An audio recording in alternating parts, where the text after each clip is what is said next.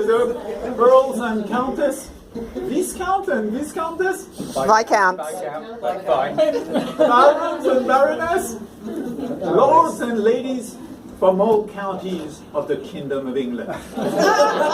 And you are the colleagues of the agency. As a proud and arrogant representative of the French Republic, you cannot imagine how honored and privileged I feel to be the one today welcoming you to the ceremony to commemorate the abdication of our British king.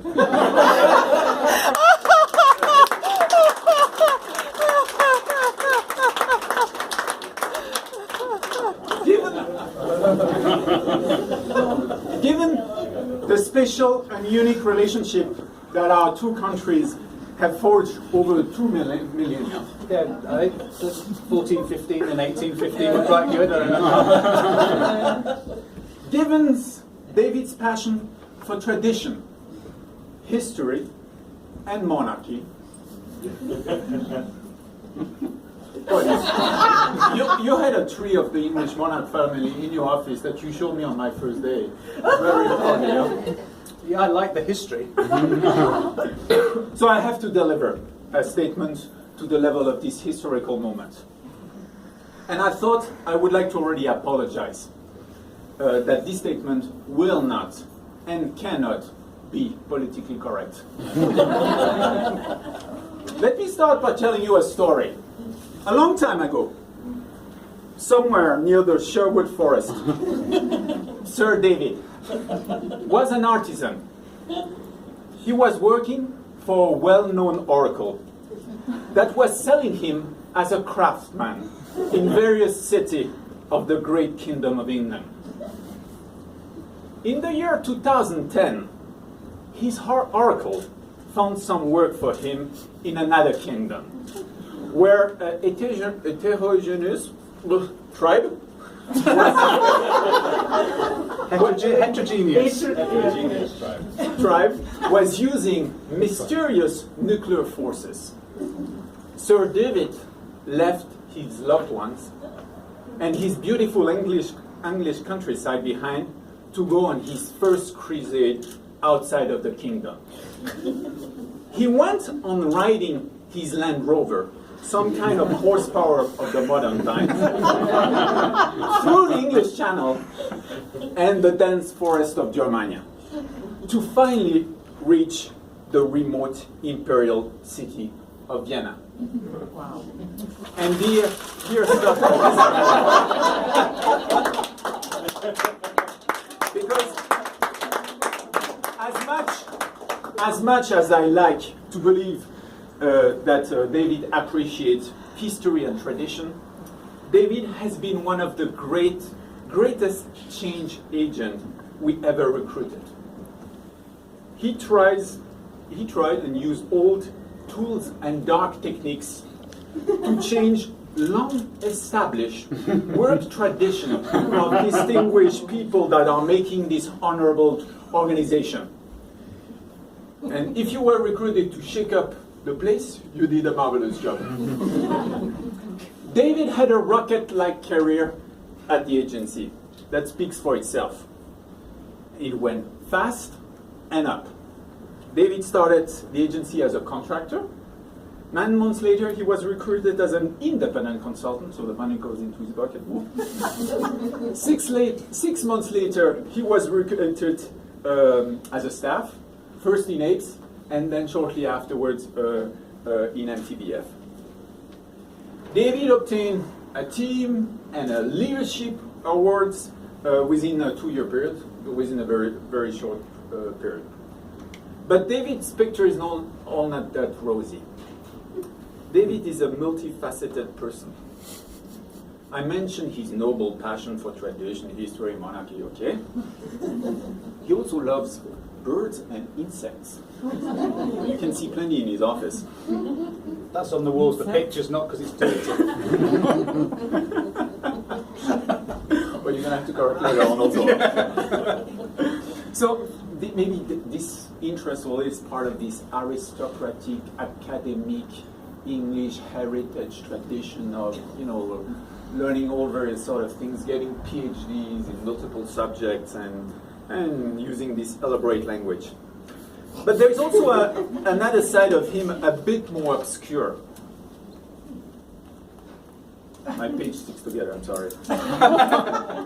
He has a true passion for master data. He speaks about context with passion. It's like he's a second crusade for him. And I think we're trying to work on leaving a legacy for you on this topic. But finally, there's a real dark side of him, where I only had a few glimpses at it, and I'm not sure I should speak of. I will not mention that he had been working for pimps who were selling your body. Yes, they were. And that he had an extensive and interesting experience in prison.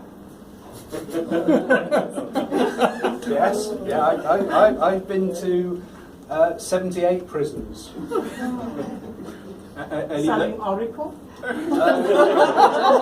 leave that for tonight. Well, you're telling Oracle is criminal? But let's be more the serious. fees are criminal. Sorry. Let's be more serious and say a few words about what he has accomplished while on his tenure here. David accomplished a tremendous and diverse amount of work on AIDS and for MTBF. He generated and made a countless number of ideas and proposals to processes, systems, and this at every single stage of the APES project.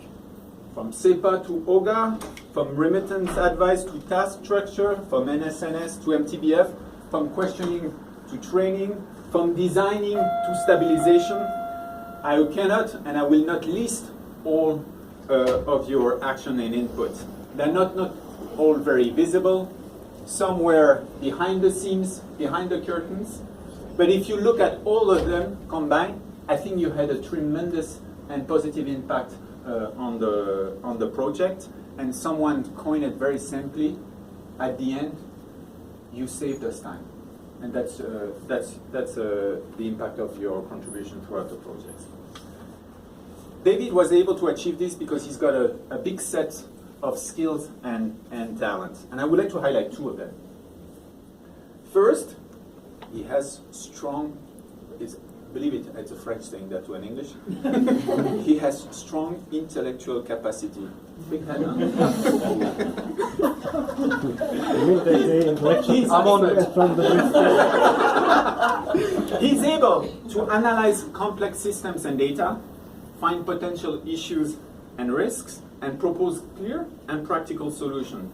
He's a great conceptual thinker and conceptual and strategic thinker.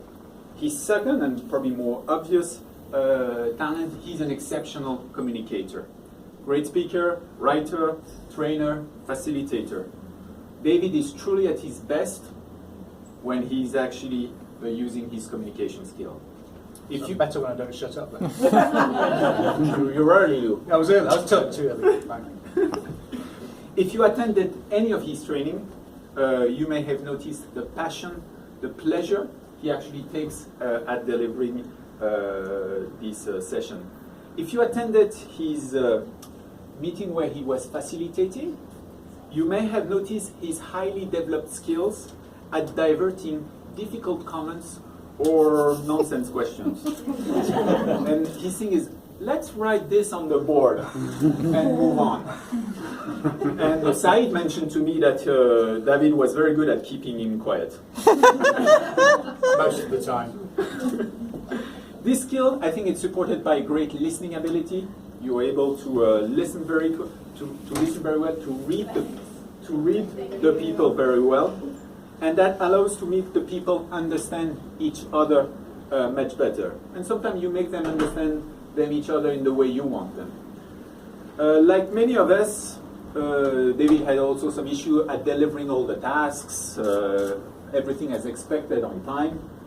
He probably had too much on his plate at some stage, with various requests coming from all over the place. To overcome this chaotic impression, Chaotic, yeah. chaotic, oh, sorry. So I'm being didactic again. Sorry. David was Sorry, no. David was extremely good at identifying his missing skills and seeking them from others. And I think his partnership with Petra proved to be very mutually successful.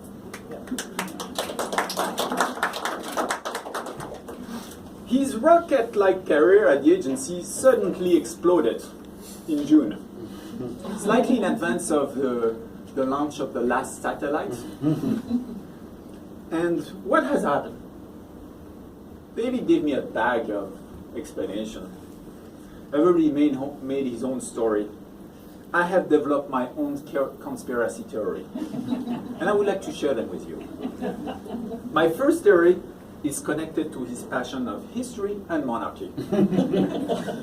Are you abdicating for the same reasons that King Edward VIII abdicated in 1936? Well, I already married a divorced woman, so... Which was love and marriage. My second theory is connected to his passion of insects. Maybe you have some personal issue with the agency using nuclear technology to sterilize insects. Tsetse flies aren't my favourite, so it's fine. My third and last theory is connected to the Brexit.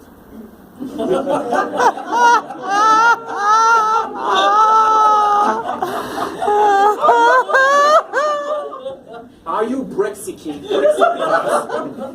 or the Apes Project? You resigned just a few days before Brexit took place. Do you have privileged information? Is there anything we should know about the Apes Project? Well, finally, we were wondering the other day if he had run a proper UAT, user acceptance testing, at home before suddenly resigning. And I'm wondering, because it was so quick that it cannot have been a proper UAT. So I'll let you comment on that. But actually, all these theories are irrelevant because he's not leaving us. He's coming back as a consultant. Yet. So we're not really saying goodbye. But however, we already sincerely thank him for the amount of work he has done so far. Before I stop, I would like to highlight one human side and something more personal. I think, David, you made me grow. And I'm not the only one that can say this. We spent quite a lot of time together discussing about various things, work, not work related. You gave me a tremendous amount of advice, some to improve my soft skills on presentation, and I'm trying to improve my soft skills on speaking. So, and I look forward for our debrief like we usually do afterwards. So you give me a lot of advice on my soft skills. You give me a lot of advice on the management skills, and also on the personal skills. I think you have spent also a lot of time with a number of you actually discussing about their career, discussing, advising them for interviews, and also for personal matter from all sorts. And I think that's what I will miss, and that some of us will miss the most. It's almost like yesterday we had a mother-like personality who departed. Today we have a bit of a father-like personality for some of us who is departed. Two strong personality, huh? and we wanted to sincerely thank you for all what you brought. We don't say goodbye because you're gonna come back, but We'll say au revoir, are we? So thanks very much. We wish you well, and in this new adventure at home, at university, as a consultant. So we look forward to hear from you and to stay in touch. Thank you very much.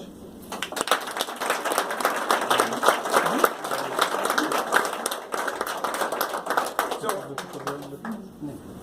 we wrote a few things. There's a little gift. If you don't like it, you give it to your pimp.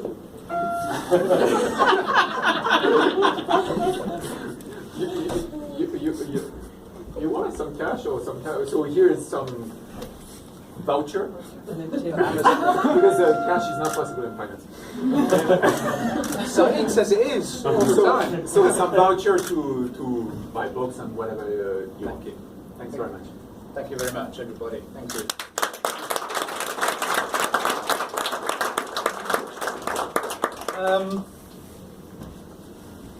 I enjoy training, I enjoy teaching. What I don't enjoy is talking about me. So, learning from my betters. That's a bank paying instep, that's not a good thing. Right, this is really to remind me. Now, I started in the agency in 2010. I had an interview over the phone with Sten and Bob Cook. And they thought, he can do UPK. We'll invite him in. 3 months I was supposed to be here, and here we are just short of 6 years later. I had many and varied locations. I started in APES, I drifted into NSNS, where I spent a great time for 6 months working with them, stabilising APES, nearly stabilising APES. I had some challenging times. If I just realised a couple of interesting things. Sten, who isn't here today, to contradict me, so it doesn't matter. Sten likes things delivered on time, so I attempt to do so, and usually succeed in doing so, which did involve particularly developing one training course to be presented to safeguards. I stayed until 3 o'clock in the morning. I slept for 2 hours under the desk. I then finished it. This was my first training course at the agency. I went along to this non-mandatory training for Plateau 1 on something that safeguards were using. I went in with Andy McKenzie and we chatted for an hour because nobody turned up. And this was my first experience of the building. It has improved somewhat since then. I've had a great time. I've worked a lot with MTBF. Everywhere I've been, I've had 2 masters. NSNS, I had Bettina as a master and Tim Andrews. When I started as a P4, I was shared between APES and MTBF. So I did 50% of a job for one and 50% of a job for the other and 50% of the job doing both of it. So I've had some really interesting times, and I have to remember this, so I'm going to go through a few things. I will not talk forever because the cakes are going warm. But some of the things that were important to me work-wise here. I enjoyed doing high-profile things, and I enjoyed doing backdoor things. When I first came into MTBF, it was just before year end. There were 197 priority tickets for year end in the first year.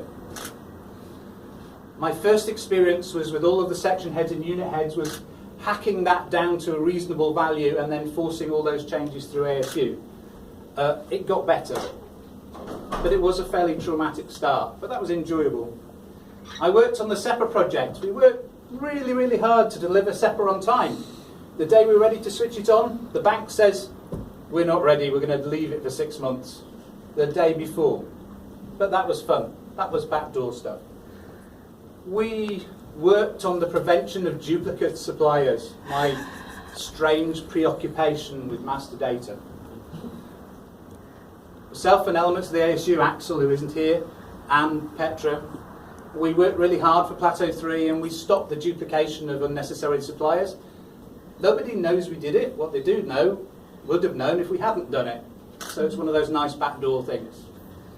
A few other, one minor thing, major thing. In terms of a process review, can I just give you a overall statement of the before and the after?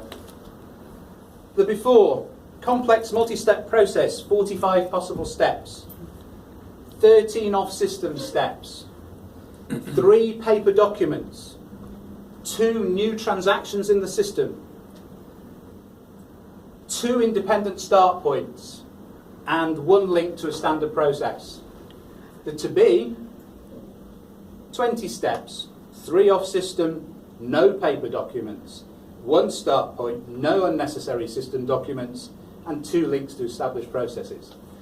That's what I enjoyed, and that I enjoyed working across the whole of NTBF delivering that sort of thing. And that wasn't me, I facilitate. I can't do anything, I just stand there and talk a lot.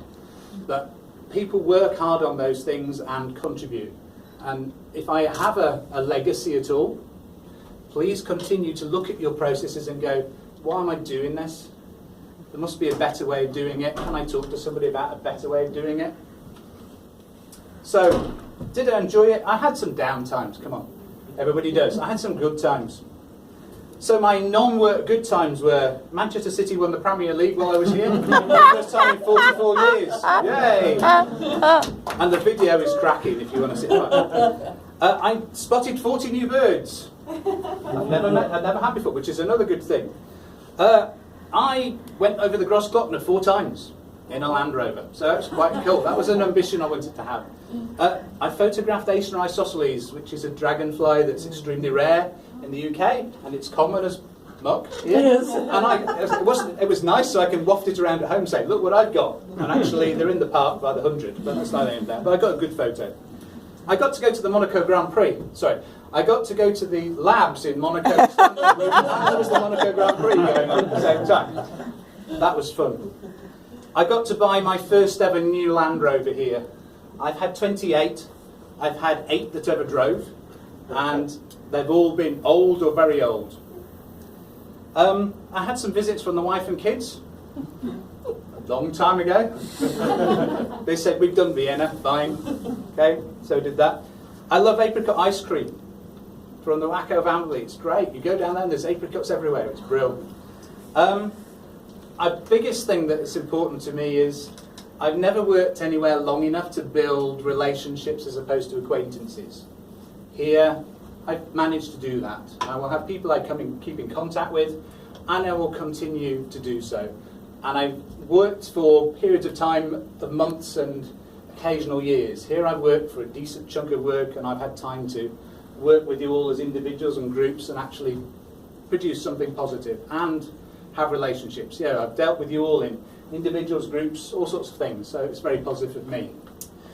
Okay, so instead of telling you all what I'm going to do individually, I'm going to tell you all what I'm going to be doing as a group. So, what am I doing? I'm an old git. I'm slightly paraphrasing what Kristen said, but there you go. I never have had to need a qualification other than my original degree and experience. My family are now outstripping me. I'm the only one that doesn't have a master's, and if I wait much longer, I'll be the only one that doesn't have a PhD either, but my family are very proud of. So, due to slight pressure from them, I'm going back to university to do an MBA in Executive Leadership and Management, which should be quite interesting for the lecturers, but there you go, that'd be quite looking forward to that. I'm going to see my wife, and she vaguely remembers what I look like. I'm going to help my kids through finishing their university and finish their degrees. And fine, Skype's good, but yeah, well, hug's better, you know? I can choose what I want to do, when I want to do, and who I want to do it with. I'm going to be a consultant. I can go back and choose that stuff, which is good for me. I'm going to fix my Land Rover, my old one. Most people have flowers in their garden. I have a 1953 series Land Rover. It's number 3. It's not been running for 8 years. My wife thinks the garden isn't a good place for it. I think it's fine, it looks nice with lamp, but I want to get it running again. It's a historic vehicle, and I shall build that. I bought it with, for £50, not one bit attaching to another bit. It was basically in loads of boxes. I built it and got it running, and now because I've ignored it and it's become a little decrepit, like me, I'm going to rebuild it again. So I'm sort of, the analogy is for me, I'm going to go and rebuild myself a little bit. On the other hand, I'm coming back to do UAT. Honest. I will be here. This is a good thing, I hope. I'm going to try to continue to learn something every day. I try to do that a lot. I'm going to build myself, I'm going to get myself some more chickens again, and I'm going to build a chicken-proof run. No, I'm going to build myself a fox-proof run, and then I'm going to let the chickens, not the other way around. And I'm going to get back before 1540 on my family tree, which is where I am at the moment. I need to get way back to Agincourt and way back beyond Waterloo, but Agincourt and a bit. Last point I want to say, and then we'll talk about cake, and then we can eat it. Somebody I respect a great deal called me didactic. I always thought this is quite a positive thing. So I looked it up. Right, apt to teach. And then another one, tending to give instruction or advice, comma, even when it's not welcome or needed. So I think, oh, come on, I thought didactic was positive. So I looked up, words vaguely used for a thesaurus. So I had a thesaurus. The thesaurus says moral, we'll skip over that one. Improving, educational, instructive, informative, and edifying. If you don't want to use didactic, edifying is not bad. I would prefer that. I've had a good time. I will continue to have a good time. I have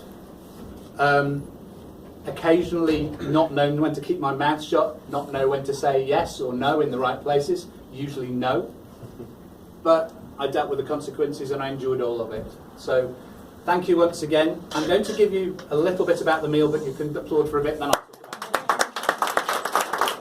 Okay. Right, as quickly noted, this is sort of afternoon tea. I'm going to talk for about a minute. Let's go.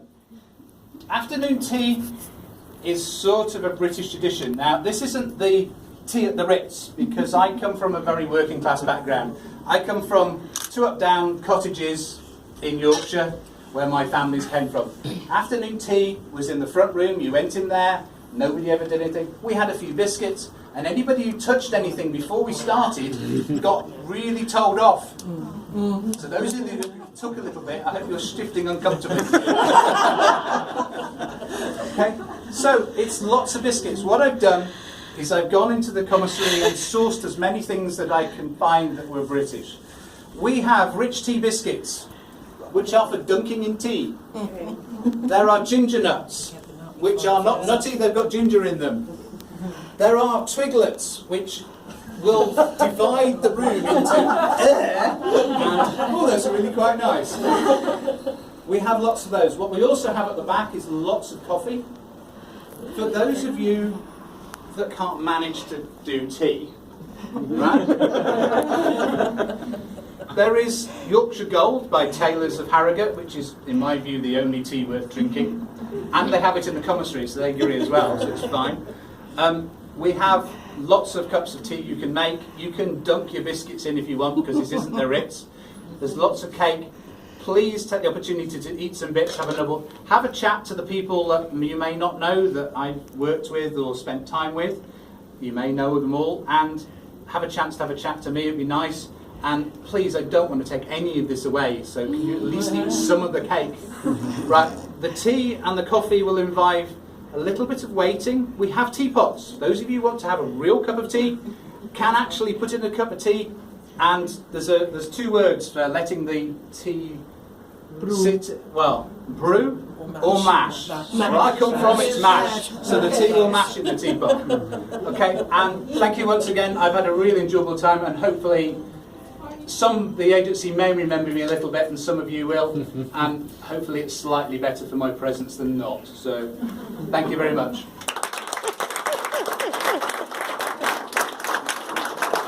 Some water here, there's a tea and coffee there, and there's cakes and biscuits here. And anybody who knocks over the Scottish Jenga tower, don't build it again.